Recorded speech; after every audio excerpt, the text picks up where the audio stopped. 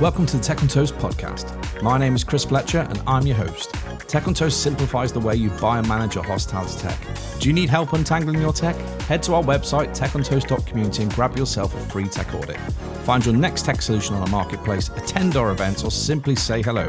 We're here to help support the industry into the next generation. This podcast is brought to you today by Square. Picture this, all the tools you need to run your business seamlessly managed under one roof. From point-of-sale software and hardware to payments, Square's first-party solution integrates it all into one single dashboard. Beyond that, Square also offers team and inventory management, gift cards, and tools that will help you drive loyalty programs and marketing campaigns. So in a nutshell, Square streamlines your operation by pulling everything together under one roof as a single source of truth, helping you save time. Whether you're running a restaurant, cafe, bakery, bar, pub, or club, Square helps you simplify the way you do business and take payments. Square is trusted by over 4 million businesses globally. Get 20% off Square with Tech on Toast off countertop hardware with promo code SQUAREUK20. Visit square.com to use the promo code or to request to speak to one of our sales team. Enjoy the show.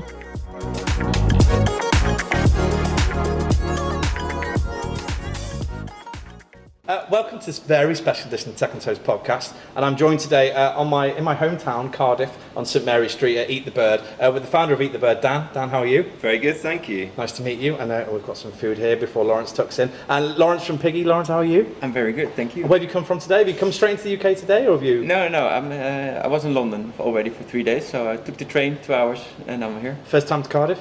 First time Cardiff. Welcome. What do we say, Borodar? Is that afternoon? Good morning. You don't know, do you? Are you Welsh? I know very little Welsh. Okay, I think Shemai. Something like Borodar is like good morning or afternoon. Our Yeah. teachers, and Nustar is good night. That's it. I'm done with remember. Welsh. But Dan, before we get into it, tell us a little bit about Eat the Bird, because and while you're doing that, I'm literally going to do that. And eat So you're the bird. about to tuck in, yeah. And tell us how all this started, because it's a fantastic site. Here we go, so we're in Cardiff now. This is the newest of the Eat the Bird family. This has been here for 2 years nearly. But as a business, we're 7 years old now, so we're in Taunton and Exeter in the southwest. We're branching out, we're looking at going a bit further, going to Bristol, Bath and Plymouth, and just sort of spreading our wings. So we're at the beginning of our growth journey at the moment. Wow, and it's a lovely concept, and I think I was previously at Prime Minister, as I mentioned to you, and it's got the pie feels in terms of the look and feel kind of thing. How's it been as a small business growing up in the industry, especially over the last, I don't know, how long have you been going for, do you say? 7 years. 7 years, so yeah. So it's been fun. Great timing. Our Exeter restaurant opened 6 months before the pandemic, before lockdowns and everything. So like we've been on this roller coaster ride where, you know, as with everything, when you're growing and you've got something that's quite unique, and you've got to try and convince people that, you know, we're not a beef burger restaurant. We do beef burgers, but it's mainly chicken focused, and people sort of got that feeling, is it a Wingstop or a KFC? And it's like, it's none of those. You just got, it's like those, but it's completely different. So you've got to do that convincing thing to all the customers to get them on board. Once you get past the 6 month phase, 7 month phase, and people start to really understand that you grow your cult and your tribe, and you get people really loving what you do, then, you know, you're onto a winner. Spreading that word of mouth is, you know, it takes time. And I think, speaking of cults, Piggy's like a cult. Already? So, yeah. Well, I've only known Piggy for what, I don't know, 6 months maybe since we first met? Yeah. Maybe a bit longer, I don't know. Maybe a bit longer. But you've been around for 11 years, I think, in total in Holland. But tell everyone about, or tell me a little bit about Piggy, so we understand, because obviously that's why we're here today, to have a chat about this. Yeah, well, I joined Piggy about 5 years ago, but Piggy just turned 11 last week. But we kind of turned 9 months in the UK. Because we just moved to this market pretty recently, and it was, to be honest, for me it was just a kind of a research thing. I say, what can we do? Because we're pretty big already in the Netherlands, I think in total in Europe, but some countries just match real good, like culturally and also on tech and hospitality. So some things just happen, and there are some countries that are very successful with Piggy, and I thought I just liked the UK, to be honest. And you met Hugo. You used to. That's right. Yeah. So he was living in London, and I was talking about Piggy, and I just thought, okay, just take a look, and did a go-to-market, right? What are the problems? What's the competition doing? How's the hospitality? And then we need to go there because our product is such a good fit. But it was just an experiment, and now, to be honest, it's a living document. With meeting you, and meet all these people. Very interesting, like genuinely interesting. So, yeah, it is really. I mean, we've been talking off camera for a while actually, just about tech and ops and all the different things in between. And I suppose the big challenge is for not a new company, but still in its early stages, is attracting people and keeping people in your business. And I mean, is it quite a big marketing play? Do you spend quite a lot of your time on the kind of brand marketing side, or is that have you got someone who helps you do that? So straight from the off, when we opened in Taunton 7 years ago, we used to get people come in a month after we opened and say, your branding looks great, are you a chain? And normally if you've opened an independent restaurant, that would be a kiss of death, right? But for me, my plan was always to grow it, and I knew we were doing something right. When people would walk through the door and say, this would fit in Bristol, or this would fit in here, or London, or whatever, that was like, we're doing something right. But yeah, it's just been us from now. It's amazing, and because I think in this age now, and the reason we're doing this on video today, right, is because people want to see food, people see people eating. Laurens obsessed, but it's true, right? And I think if you're not in that digital mindset as well as people when you're growing a brand like this, and it leads nicely into what Piggy do actually, in the fact that people have got to see and feel and touch you before they even get in the venue, and I imagine that's the experience people are having. And I want to reference your menu. Let me just jump up and grab a menu. You gotta tell some of the names. Dictator, right? I wanted to get to these while Laurens fills his face, but some of the names on here.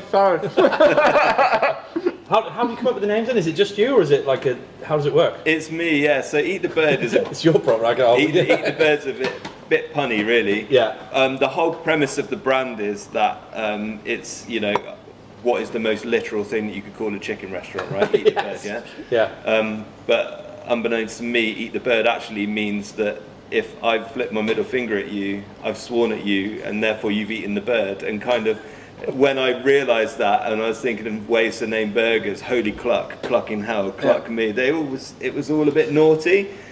Double dip, old dirty bird. And so I think it gives you that edge. We're meant to be a disruptive brand. We're supposed to be coming in and doing something different, and I think it really does. I don't want to toe the line of puns too much, because I think it can play down how much effort and love we put into our food. We've just tasted the food and it's great. So it's not like too obvious isn't good, right? It's too obvious, yeah. Like nuance is nice. Subtle. But this is the first thing you told me, and I think the first time we met, it's flipping the bird and it's eating the bird. Yeah.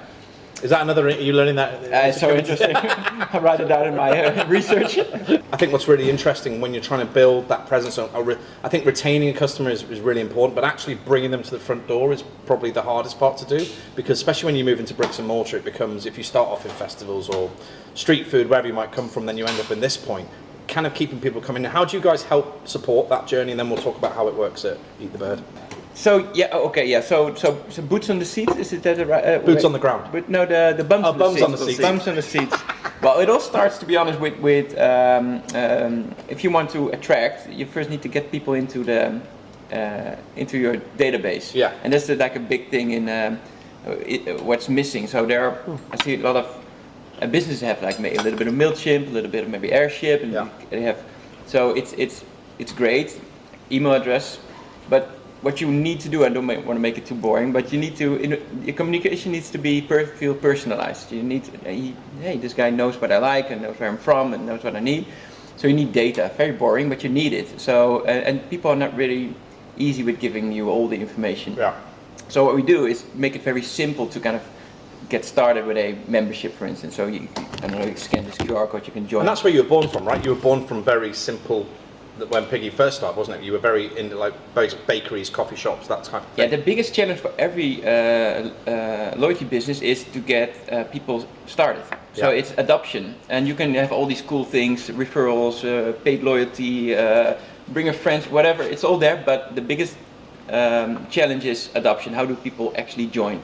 So that's why we focus really on integration. So hey, if people are using, in this case, Storekit, okay, you automatically join membership. If you log into the Wi-Fi, you automatically join the captive Wi-Fi. Join the hopefully soon. join loyalty. If you like Pos, Lightspeed, but also online, you have a great widget. So we get all these options to join. It's like all these different streams almost running in, right, where you can kind of grab. Yeah, and not hey, download our app and put a password in and then have a code, and then people are not doing that. So you want a wallet pass, a quick adoption, and then you start getting in more and more data, but you give something in return because you want something from me. But what's in there for me when I join your program? So give them some rewards, give them a little bit more data, personalize your campaign. So yeah, it's just a journey. Wi-Fi is really interesting. Right? I met a guy from Australia who was on the podcast a few months ago, and in Australia they have very strong 5G, so they don't really have customer Wi-Fi. They don't need it because the data is so strong, no one wants to use it. In the UK, not so much. And he was saying the other day, he said literally I was half an hour in a venue just trying to get, and I just give up. And I'm thinking all of that information potentially that could go to the owner or to whoever to kind of then personalize the marketing and go and approach people in the right way. Yeah. It's all very well as talking about it, but you're the guy that has to do it and live with it. What's it like putting that in the venue? How easy has it been, and is it working for you, I suppose? Well, the difficulty is with so much tech in the business is that quite often you find that we've got, for instance, really good 5G here. So we don't find that people log into our Wi-Fi. Why would you? But in our Taunton site, it's a big concrete building, and you have to. Yeah. And our Wi-Fi sign-ups are much higher. So having those multiple data capture points where you've got, like you said, the Storekit QRs, and you've got delivery, Storekit free delivery. Maybe we've got the Insta stories. Yeah. Staff talking to customers, getting the physically sign up. I think if you haven't got all of those multiple ways of doing it, you can't just rely on that one source. Yeah. It's working really well. I mean, we've had Piggy now for, what are we at, about a month, 2 months? Live, and we haven't migrated anybody over in a big sort of data download and dump into Piggy. We've tried to... So it's like new traffic? It's new traffic, but ease people in. So people on our old CRM, we've sort of sent them an email, would you like to join the loyalty, come and do it, we'll give you 50 points, which in our scheme is £50, so that's quite a lot of upfront value. So just for joining the loyalty program, I get £50.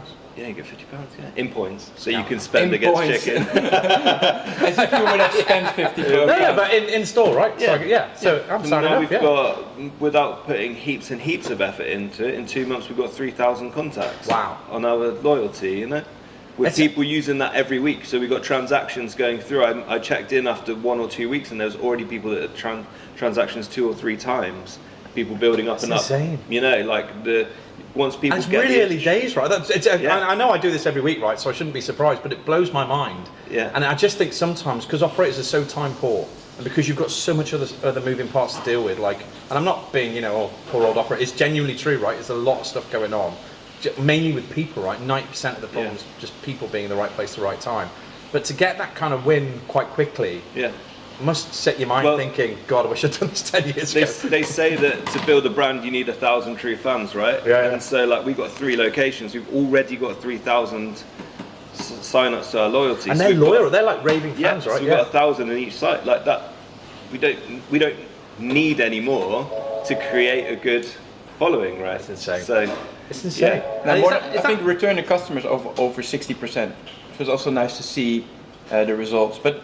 To answer the question, I don't think I even answered the question. Is to get people in, you need to try to. That it needs to feel personal. That you're actually talking to you instead of a generic newsletter. So collect the data and then starting to engage with vouchers and campaigns that really fit your profile, the things you like, and maybe the city where you're from, and maybe the tier you're in. Real life happening in front of us. Very nice. It's fine, it's good. But it was my dream scenario. Yeah, this is what you want. I wanted like a scenario like this is so cool, people coming in. Yeah, it just, if you want some results on your campaigns, if you want people to engage with your newsletter or your automated campaigns, well, for me, to be honest, it should feel personal, that it's about me. Yeah.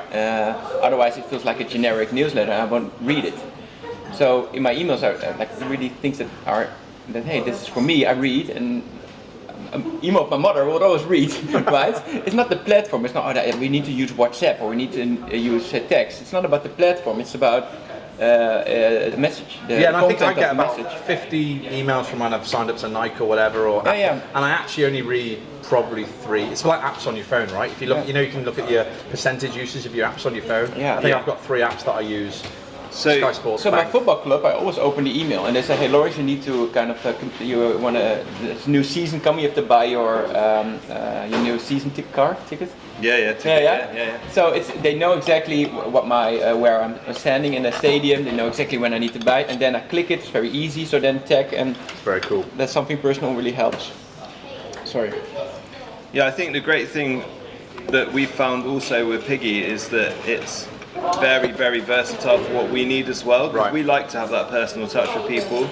We like to not just spread out huge newsletters, and we want to get people to, you know, invest in us, but feel like they're getting something personal, even if you are doing it, you know, to 2,000 people, 3,000 people. Like, it has to be very personal to you, like Lauren said, and it's really easy to do that on Piggy, like so easy. And the managing of it then, because obviously you haven't got a huge head office with like 20 marketing people and accounts people and whatever. No. So the management of it is fairly simple. I mean, is that you, or do you have a marketing person? There's 2 or 3 of us to do it, but it's really easy to do. Yeah, it's so easy. And then we've got all the automation set up, so after your 3rd visit you get an extra little surprise and delight. The way we want to build Piggy, and I think like this is the great thing about like the conversation I had with Laurens when we set it up, is it's not necessarily all about giving people just a free item for every time that they have something. Yeah. Like, you can give somebody a free chips or a free burger, that's great, but like we want to do more with the rewards on it, so it becomes like personalised branding. So you could get like this really cool pint glass that's got Eat the Bird written on it, or I don't know, a wallet with Eat the Bird, or something just really random, you know, like just merch that is only achievable and it feels personal to you. So do you surprise and delight, by the way? Do you have it? We did one last Wednesday actually. We did a really quick one, which was we do a £1 wings meal on a Wednesday, and we reduced the price down to 75p per wing. We had... Who's getting that message? Is it everyone, or you have a specific group of people? So at the moment, it was the first test, so we sent it to everybody, and the response of it, we gave them 1 day's notice, and we had, I think, 200 take-ups. See, I love that, and there's a company called Sofa Sounds, I don't know if you've heard of them. They're a live music, they do live gigs, and they only turn up, they're Bristol based, they're born out of Bristol, but now they're global. Cool. And they turn up and do gigs, but they give you 24 hours notice, and it'll be in someone's lounge, or a really dodgy like small pub, or maybe it's in like kind of a cool underground club, but they turn up 24 hours notice and they sell out every time. Because it's all about this kind of oversubscribed feeling where you feel like you want to get in but you can't. And I think if you can create that around your food and around your restaurant, it's so cool, because people are, I really want to be part of that. And the merch side, and I came from a company at Hard Rock for 10 years where we were selling on Park Lane £120,000 of merchandise a week. It was selling more in the restaurant, right? Wow. I love it, and you're eating, so I'll ask him. Well, I think it's an interesting question that you are asking. It's also a question we are asking ourselves at the office. Is that when you choose your niche, let's say hospitality, because technically you use Piggy online or whatever business you have, but when you choose a specific niche, you know that that's one of the biggest challenges. People do not have 10 people on marketing and working the system. It should be very easy. It's good to hear that you. Well, another Welsh customer, very long process. Town and Country, who are based up in up in Caerphilly near me in Cowbridge. Fred. Yeah, Fred. He was the same. He was like, I can't buy a CRM, Chris, because I haven't got anyone to run it. I need a marketing person. And I was like, well, you don't necessarily. I said, you just need to pick one that's easy to use, right? And don't pick a big monster, because that will require an extra 40 hours a week to run it. So, and I know you guys are you working together? Is it?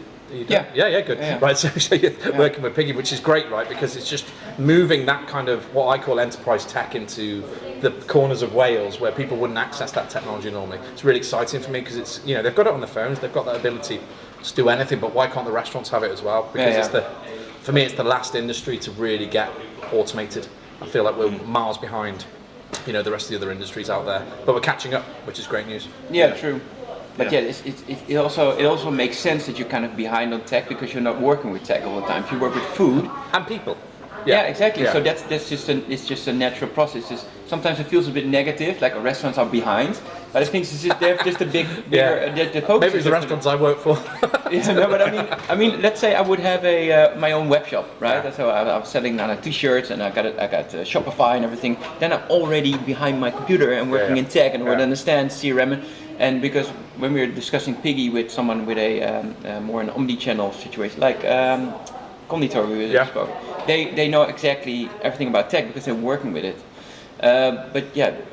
They are. It just has to do with the industry they're in. And it's just about taking away the jobs that people don't want to do, right? And also triggering those things that you're now achieving. I just can't get over the 3,000 stuff. I just think it's so cool, right? Because for me, if I was the owner, I'd just be like, oh my God, that's a lot of legwork just been done for me in a couple of clicks. But I know you're doing all the groundwork here. Yeah, but that wasn't really difficult. I mean, we get a lot through Storekit, which is every time somebody... Shout out to Angus there. Yeah, good old Sweet Angus. Lovely Sweet Angus actually hooked up me and Laurens in the first place. That's where the recommendation came from. Hooking me up with everybody. He's a very nice man. He needs some commission. It's all right. He's not getting any. But yeah, like quite a lot has come through that channel. So that's just an easy win, because every time somebody orders a click and collect, every time they pay at a table, every time that they order delivery, that's what Laurens was saying about the automatic sign up, is that they just go straight in there. And before that, what were you doing? So, I mean, you seem like a smart chap. I mean, I presume you understood that was out there, but were you manually doing that? How are you? So we're going through the whole process of like the stamp cards in the olden days, like the classic, and then people turn up with 5 of them, and then and you're like, well, my cousin gave me these. And then there was never really like a digital option for us. So once we'd gone through a couple iterations, I remember we used to have this one that was a plastic credit card, and people could turn up and we'd swipe it on the POS, and they'd get points on it. But there was I used to work for a company doing that. Yeah, Whitbread used to use it. There was no way, a long time ago. There was no way we could actually physically see what people won, like what they had earned. It was very clunky. They'd have to come in and they'd have to give you your email address. You know? I'm laughing, but it was just the way it was. What's your email address? And I'll tell you how many points you've got. Like 10 minutes later, you're still searching on the pod for it. 5, just whatever. Yeah, you've got 1. You've got That's 1. impossible. Oh, 2. You've been here an hour, but you've got 1 point. Yeah. If you buy this, you'll have 2. But then it always ends up with like you do adopt a system, and then you know, for whatever reason, you go over to another one. You go from the stamp cards, maybe change the design, or you go to the swipey card, and every time you do, you lose that effect, and everybody's coming in 6 months after you've stopped using it and saying, can I please cash it in? And you feel really awkward, but at the same time they're your loyal customer and you feel obliged to do it. Yeah, and they're committed, right? And the reason it's not funny is actually because through the years when we did it before the days of Piggy and anything, that's how loyalty worked, right? People, and think about corner pubs, right? Back in the day, people came in to see the landlord, right, or the landlady, or the bartender, or whatever it was. Yeah. And people still do that, but it's being done. Trying to do it digitally or trying to automate that process, it's become really exciting because, like you say, it's surprising that I think it's the nicest way to do, well, whatever you want to call it, loyalty or whatever, however you want to word it. But I think it's a lovely way just to say thank you, we appreciate you. Well, the other thing is that the main sticking point for us in the past was, and this is something that Piggy completely look after for us now, is that we can never actually find out who your true loyal customer is, because it's more a case of building up points, but not knowing how long that gap has been between the previous visit. So you might have somebody that's building up this points card, but they've been at it for 3 years, or you might have somebody that's got a points card and they might have been filling it up within 3 months. Now, naturally, you want to give that person that's the most regular customer like a different set of marketing to 100%. The person that's coming in frequently, and you couldn't never do that, and now we can do that with Piggy. Understanding frequency is I think some of the airports or the airlines have done really well for a long time now. Understanding if you're a frequent flyer, you get rewarded X amount, and oh, hello Mr. Smith, before you even walk into the passport control, they spot you. We've lost we had been losing all of that traffic, all of those people that were really loyal fans. Never really rewarded them, probably with a high and a smile when they came in. But we can do more now, and I think that's the exciting part, that you can actually really reward them. So you can tier it. I mean, we're going to launch another level to what we do, call it the royalty. So you've got loyalty and then royalty. Some filthy name on. I mean, do you know what our loyalty scheme's called? No, what is it? It's called the Club Buddies. I love it. That's very cool. That's why. That's why I really so excited. Yeah. No, I wanted to meet Dan. I also, the brand is cool, and you're very enthusiastic about the tech you're using, and the branding is cool, and that's also helpful. You can have nice tech, but you also need a tone of voice. You also need creative ideas. Yeah, you can't speak. It's not that we are gonna create these names. No, it starts with the brand, right? Yeah, that's the brand is in the lead. The tech is the enabler, right? Yeah, it sits behind you. The best tech is the quiet tech, right? Yeah. It sits behind you and kind of enables what you want to do as a brand and not get in your way. And on that point, you have Lightspeed Pos. Is that right? Correct. Lightspeed Pos, Storekit, Angus. Shout out. You guys at Piggy. And I'm guessing we wouldn't be sitting here if this wasn't true, but all integrate seamlessly. Yeah. See, and that's one of the biggest challenges, right? Yeah. And is that problem you're finding as you go around into the UK and you're kind of working with lots of different people? Is there a lot of unpicking to do in terms of that integration piece? So this is what we did, is that we didn't want to heading to the UK market, that like being another tool, right? We have to buy this tool and it doesn't really fit, but just buy it and then just we didn't want that because we have time. Yeah. So we have time and to do it properly. So what we did is we started with integrating, and with good integrations with Lightspeed, even Tavalis, Storekit, and there's a lot of coming. I think there are like 40 integrations already, and I think that's helpful. And then we just go and see, hey, who has the perfect ecosystem like you, so we can have like a very quick time to value. We can set it up very quickly without stress. No 8 months of it's on the roadmap, it's coming, never coming. And it's such a. Every time I speak to an operator, that's their favourite tech phrase. It's on the roadmap. Yeah, I mean, it's or their so least favourite tech phrase. Yeah, and then let's say you would have, I don't know, a POS X, and you say, could you integrate? Well, technically yes. So we are perfectly willing to do the integration, but then we have to talk to POS X, and they're like, what does it do for us? And then they just delay because it's just a headache for them, and there's no mutual benefit. So no, we start with looking at who has like a great infrastructure where we can just have results quickly and no stress, no headache, because you have a lot with restaurants. You have enough stress already. 100%. Yeah. And obviously I forgot to mention Wi-Fi when I mentioned and captive Wi-Fi impending. Yeah, but what happens now, by the way, to add to that, sometimes you have like a great opportunity and you really want to work together. So we start new integration projects. Yeah. But we all like fully transparent. Kind of a rule for us is we're not selling some kind of a loyalty fantasy, right? It's not like, hey, we got this presentation with 8, this is what we're going to do, and no, it's like the rule for us is to be fully transparent, what we can and what we can't. And the only thing what we ask in return is not to ask us to make like custom built apps and custom built stuff. If you have a request, we say, okay, we're going to try it, we're going to integrate, and we're going to set it up. So that's my job as a partnership manager here in the UK. Set up cool collaborations, so we partner up.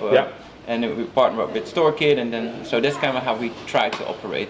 No, I love it. And for you, I suppose, because we're moving on to the final part of the chat. Can I just say, if you weren't here, I would have nailed this by now. I didn't even finish my sandwich. Well, you keep going. You're talking too much. That's what it is. You're Dutch. Look. Because what I love about what you're potentially doing here is you're almost creating. I mean, at Prime Minister, we were obsessed with success models. So we used to create a model of a building that, with the tech, with the operations, everything we did, and say, right, let's roll this out in location X, location Y, location Z.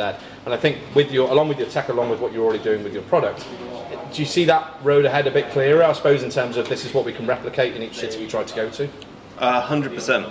I mean, we've gone through this process of, it's like 7 years ago, the tech scene was very much different to how it is now, yeah? Yeah, it was POS. Very much different, right? Yeah. So we've been through this journey, and we've got to the point where we've road tested everything, and we're at the sort of perfection point now, right?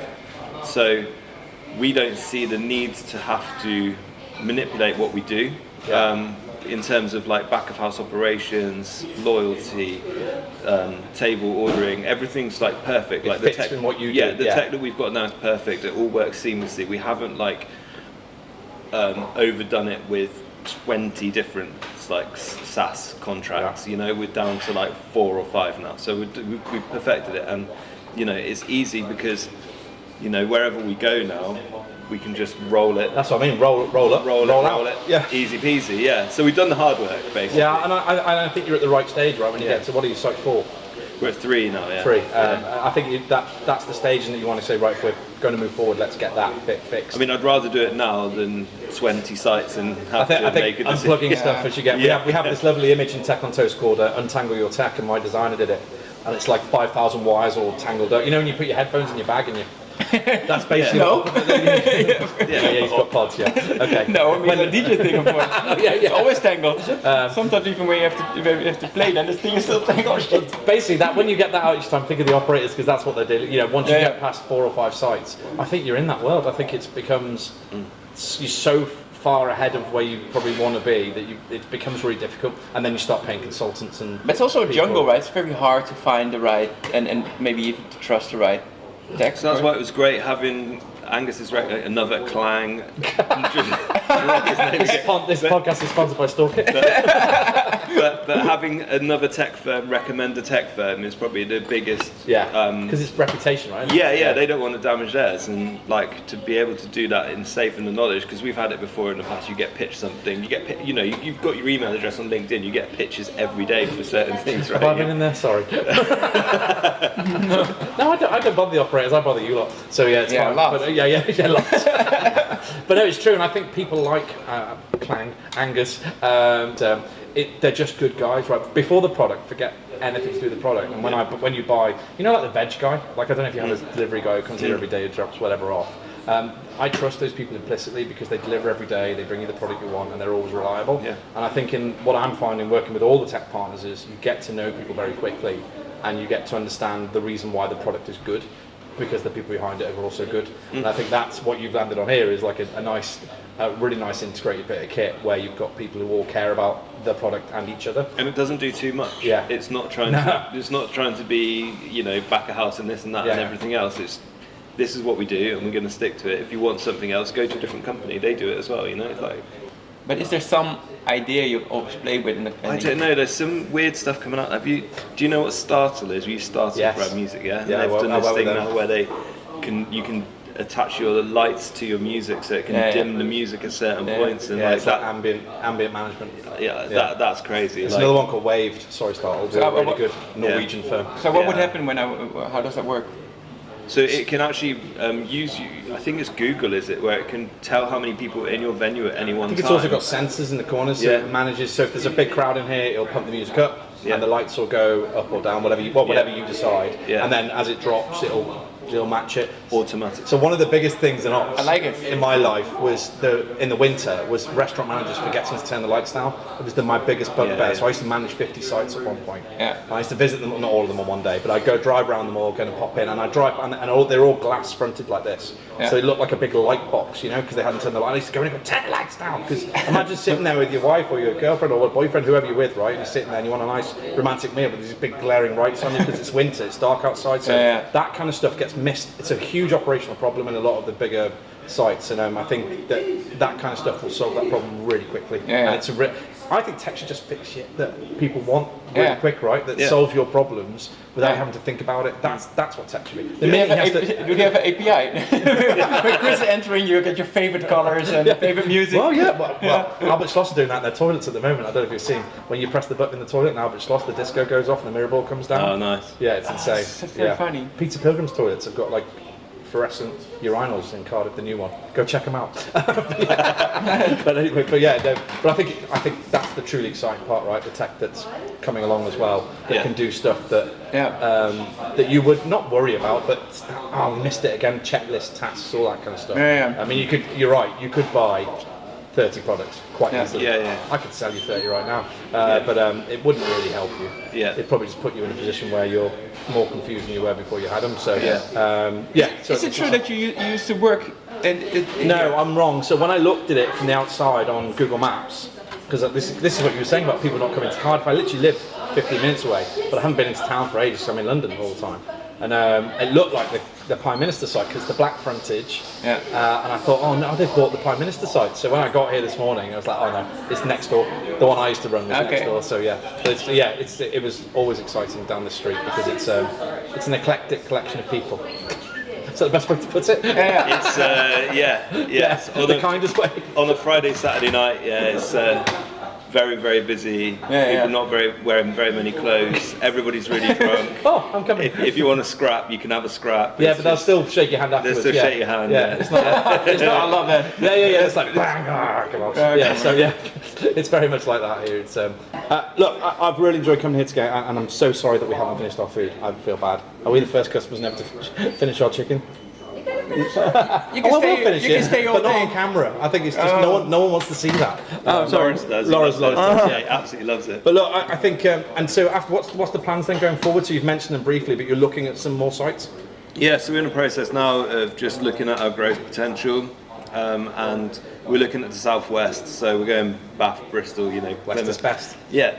filling those gaps where all the London brands look at the regions and they leave them alone. I can see the opportunity there. Yeah, I agree with you. We've got a site in Taunton and nobody wants to open in Taunton, and we do over £1 million in sales there. It's just absolutely fantastic. Oh, you've got another question? I'm wrapping up. Go on. Yeah, I know. Before you wrap up. Okay, but it's a personal thing because I have a weird obsession. I'll eat my chicken while you're obsessed. And it's, like I told you, I watch people eat.